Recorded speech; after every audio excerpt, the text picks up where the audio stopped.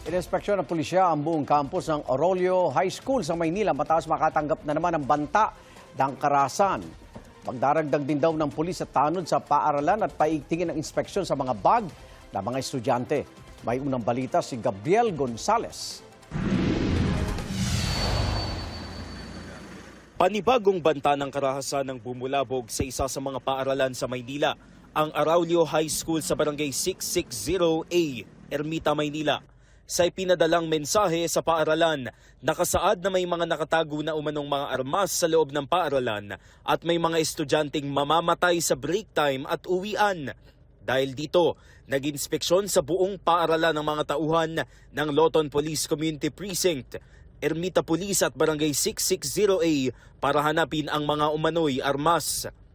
Fortunately naman, upon the verification ng ating Loton PCP, wala naman tayo nakita. Inikot natin yung paaralan, sa baba, sa taas, maging mga basurahan, yung paligid ng paaralan, wala naman tayo nakita ng mga sinasabi doon sa information na na-receive natin. Pinabulaanan din ng mga otoridad na may nasaksak umano sa paaralan noong Biyernes gaya ng nakasaad sa mensahe. Ayon sa barangay, may ilang nagrambulang estudyante sa labas ng paaralan na agad namang naawat.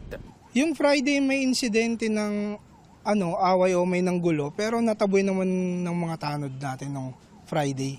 Hindi naman natuloy yung away o gulo na yan. Tinetrace na rin ng mga otoridad ang nasa likod ng banta na posible raw na estudyante rin ang nasabing paaralan. Ipinasa na rin namin yung nakita naming messages sa ating anti-cybercrime group para i-verify yung kung kanino or kung sino man yung nagpadala ng mga mensaheng yun. Magdaragdag ng pulis at tanod sa entrance ng paaralan at paigtingin ang inspeksyon sa mga bag ng mga estudyante. Sinusubukan pa naming hinga ng pahayag ang pamunuan ng Arroyo High School. Ito ang unang balita. Gabriel Gonzales, GMA News.